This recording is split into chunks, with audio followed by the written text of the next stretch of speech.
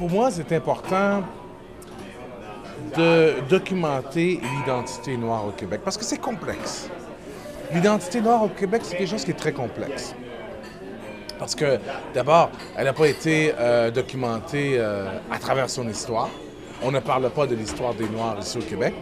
Tous ceux et celles qui portent du sang africain en eux ont l'impression qu'ils sont des immigrants, alors que bon nombre sont de descendants, de bâtisseurs du pays. C'est vrai, ça. Donc, à cause de ça, il y a une espèce de dichotomie entre la façon que les gens se sentent et ce qu'ils sont véritablement.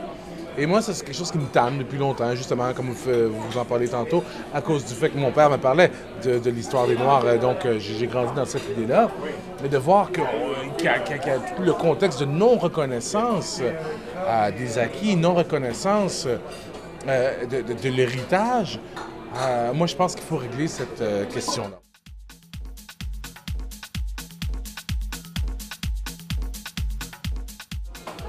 La société, le peuple, si.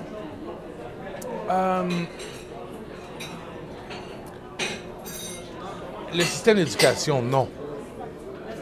On n'enseigne toujours pas l'histoire noire encore à l'école maintenant, alors que c'est un pan de notre patrimoine qui est très important.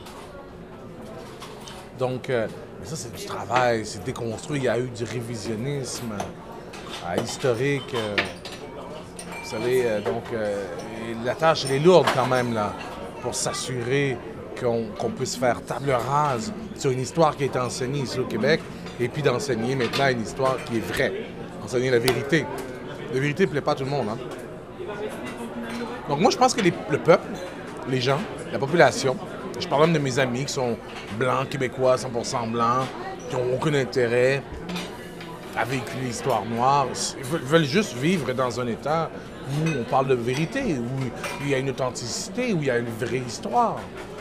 Donc moi, je ne sens pas de réticence de la part du peuple.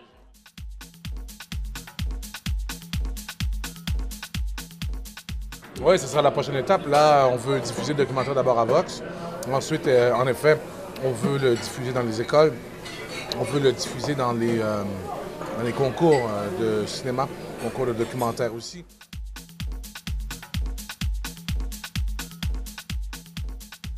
Ouais. Moi, il y a une chose que j'ai retenue de ce documentaire-là, c'est le fait qu'il y a plusieurs citoyens qui portent du sang africain à Montréal, au Québec, qui sont pour moi des champions, des gagnants, des citoyens actifs qui font une différence dans leur communauté, qui sont trop peu connus.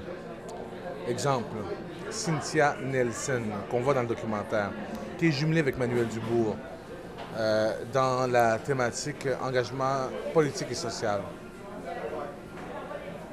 C'est une enseignante, c'est une fille qui s'occupe de monter les événements spéciaux pour la jeune chambre de commerce haïtienne. C'est une fille impliquée, elle siège sur bon nombre de communautés, elle est partout.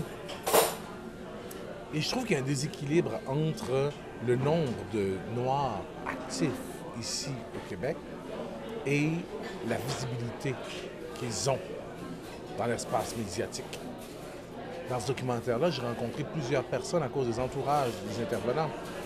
J'ai rencontré des personnes qui ont des vies qui sont très inspirantes, des vies hors du commun, des travaillants, des winners. Puis on les voit trop peu à travers les médias. Et pour moi, c'est ce qui explique aussi une des problématiques. Souvent, on parle du manque de modèles pour la jeunesse qui grandit présentement. Ben moi, je pense qu'il y en a des modèles. C'est juste qu'on ne les voit pas assez.